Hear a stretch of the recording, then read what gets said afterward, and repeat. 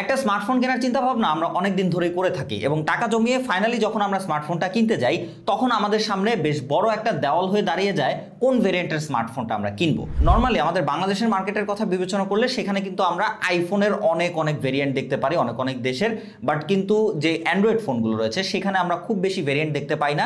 আমাদের সচরাচর আমরা চাইনিজ ভেরিয়েন্ট দেখতে পাই, ইন্ডিয়ান ভেরিয়েন্ট দেখতে পাই অথবা ইন্টারন্যাশনাল গ্লোবাল ভেরিয়েন্ট দেখতে পাই। সো এই যে কনফিউশনগুলো যে আমি কোন ভেরিয়েন্টটা নিব, কোন ভেরিয়েন্টে কি কি প্রবলেম রয়েছে, কি বিষয় আসায় এবং তার পাশাপাশি অফিসিয়াল নিব নাকি আনঅফিসিয়াল নিব, অফিসিয়াল আনঅফিসিয়ালের কি কি পার্থক্য রয়েছে, এই সকল বিষয় নিয়ে আলোচনা করব আজকের এই ভিডিওতে। সো প্রত্যেকটা ইউজারদের জন্যই আজকের ভিডিওটা খুবই ইম্পর্টেন্ট হতে যাচ্ছে। সো আমি আশা করব এই ইনফরমেটিভ ভিডিওটার জন্য হলেও চ্যানেলটা একটা সাবস্ক্রাইব করবেন এবং আপনার মনের মতামত কমেন্টে জানাবেন। ভিডিওটা ভালো থাকলে একটা লাইক করবেন। সো বেশি কথা বলবো না, চলুন শুরু করা যাক। সো ভিডিওর শুরুতেই আমরা আপনাদেরকে অফিসিয়াল এবং আনঅফিসিয়ালের যে ব্যাপারটা রয়েছে এইটা একদম পানির মতো ক্লিয়ার করে দিচ্ছি। প্রথমত বলে রাখি যে অফিসিয়াল ফোন এবং আনঅফিসিয়াল ফোন একই ফোন, ফোনে কোনো রকম চেঞ্জ হয় না, হার্ডওয়্যার সফটওয়্যার বা কোনো দিক থেকে কিন্তু ওই ফোনের কোনো তফাৎ হয় না। তাহলে তফাৎটা হয় কোথায়? তফাৎ হয় হচ্ছে আসলে টাকায়। যে আপনি অফিসিয়াল যদি নেন সেক্ষেত্রে আপনি ওই অফিসিয়াল অথরাইজ স্টোর থেকে নেবেন ওই কোম্পানির, এবং সেখানে আপনি 1 বছরের বা তাদের যে একটা টাইম পিরিয়ড রয়েছে সেইটার একটা ওয়ারেন্টি বা গ্যারান্টি আপনারা পাবেন এবং সেখানে আপনাদের কস্ট একটু বেশি খরচ করতে হয়, কারণ যখনই ফোনটা অফিসিয়ালভাবে বাংলাদেশে রিলিজ হয় তখন কিন্তু তাদের একটা বাংলাদেশের যে সরকার রয়েছে তাদেরকে একটা ভ্যাট ট্যাক্স দিতে হয় ওই ফোনটার প্রতি। সো তাদের জন্য কিন্তু এর প্রাইসটা অনেকটা বেড়ে যায়। এবং আনঅফিসিয়াল ফোন কিভাবে হয়? আনঅফিসিয়াল ফোনগুলো আসলে ওই একই ফোন, এইগুলো হচ্ছে বাইরে থেকে সরকারকে কোনো রকম ট্যাক্স না দিয়ে বা বাংলাদেশের যেই ম্যানেজমেন্ট রয়েছে তাদেরকে কোনো রকম ট্যাক্স না দিয়ে লুকিয়ে চুরিয়ে এই ফোনগুলো নিয়ে আসা হয়। সেটা লাগেজে হতে পারে বা এনি টাইপ অফ সিস্টেমে এই ফোনগুলোকে বাংলাদেশে নিয়ে আসা হয় এবং সেখানে আনঅফিসিয়ালভাবে সেল হয়, যার জন্য ওই যে ভ্যাট ট্যাক্স বাংলাদেশের সরকারকে দিতে হয় ওইটা যে বেঁচে যায়, যার জন্য কম প্রাইজে আসলে ওই কম প্রাইজেই বাংলাদেশের যেই হোলসেলাররা রয়েছে বা মার্কেটার রয়েছে, সেলার রয়েছে, তারা আপনাদেরকে কম প্রাইজে দিতে পারে। তো যার জন্য মডেল ওয়াইজ কিন্তু আপনারা অফিসিয়াল থেকে আনঅফিসিয়াল 5,000, 10,000, 15,000, 20,000 টাকা পর্যন্ত প্রাইস গ্যাপ দেখতে পারেন এই ব্যাপারটার জন্যই। এছাড়া ফোনের কোনো রকম কোনো চেঞ্জ থাকে না, একই ফোন, একদম ক্লিয়ার, আপনি এটা বুঝে ফেলেন।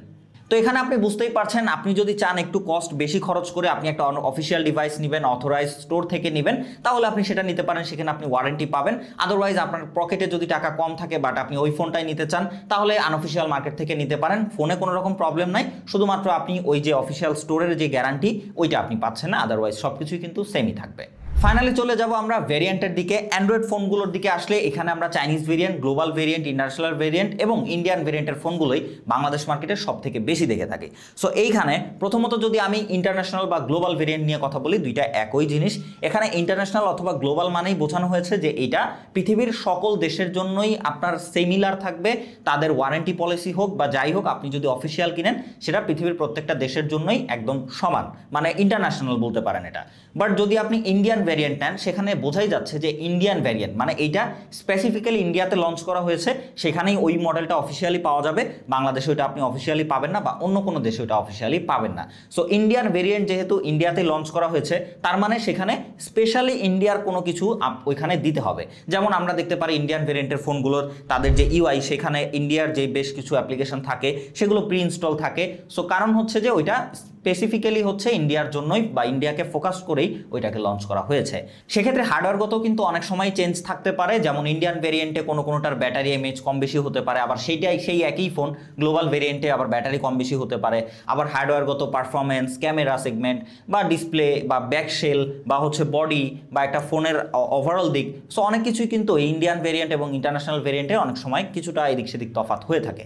এটা প্রত্যেকটা মডেলে না, কিছু কিছু মডেলে। তো সেক্ষেত্রে ডেফিনেটলি আপনাদের ওই গ্লোবাল বা ইন্টারন্যাশনাল ভেরিয়েন্ট এবং ওই ইন্ডিয়ান ভেরিয়েন্ট স্পেসিফিক্যালি দুইটাকে আপনাদের মার্চ করে আপনাদের স্পেসিফিকেশনগুলো দেখতে হবে, সেইখান থেকে আপনাদের আসলে যেইটা বেটার মনে হয় আপনারা সেটা নিতে পারেন। তবে ইন্ডিয়ান ডিভাইসগুলো আমাদের বাংলাদেশে কিন্তু ম্যাক্সিমাম ডিভাইসগুলো একটু কম প্রাইসে পাওয়া যায়, সো যার জন্য কিন্তু আমরা ম্যাক্সিমাম সময় ইন্ডিয়ান ডিভাইসগুলো নিয়ে থাকি।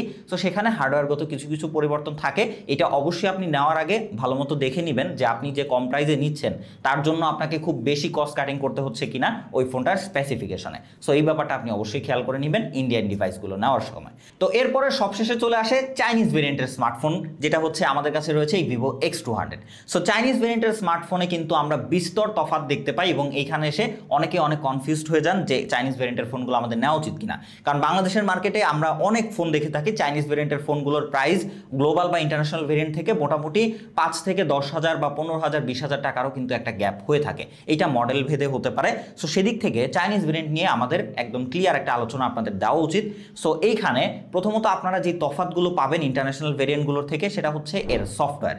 মানে চাইনিজ ভেরিয়েন্টের যে সফটওয়্যার এটা কিন্তু টোটালি আপনারা চেঞ্জ দেখতে পাবেন, ল্যাঙ্গুয়েজ থেকে শুরু করে অনেক কিছুই কিন্তু চেঞ্জ। এবং এইখানে মেজর একটা প্রবলেম থাকে সেটা হচ্ছে যে গুগলের যে সাপোর্টগুলো থাকে সেটা কিন্তু চায়নারা এখানে সাপোর্ট দেয় না। অ্যাপ্লিকেশনগুলো রয়েছে বা গুগল সাপোর্ট রয়েছে এগুলো কিন্তু বাই ডিফল্টভাবে তাদের যে স্মার্টফোন রয়েছে এইখানে দেয় না।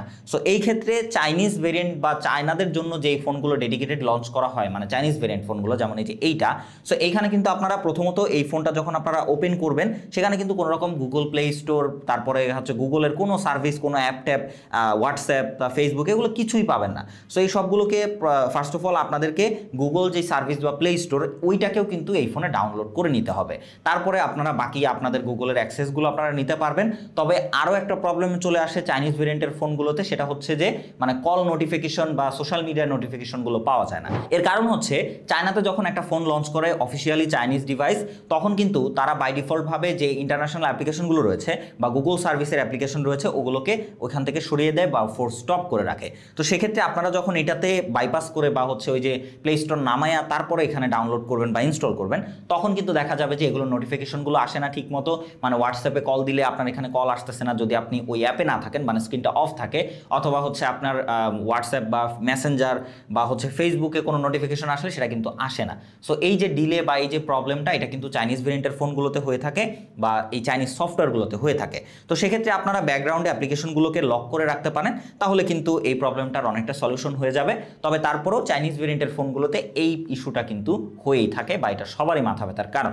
সো এই জিনিসটা অবশ্যই আপনি বিবেচনা করেই ওই ফোনটা কিনবেন যে আপনি চাইনিজ এই সফটওয়্যারটাকে ব্যবহার করতে পারবেন কিনা বা এটাতে আপনি স্বাচ্ছন্দ্য বোধ করতেছেন কিনা।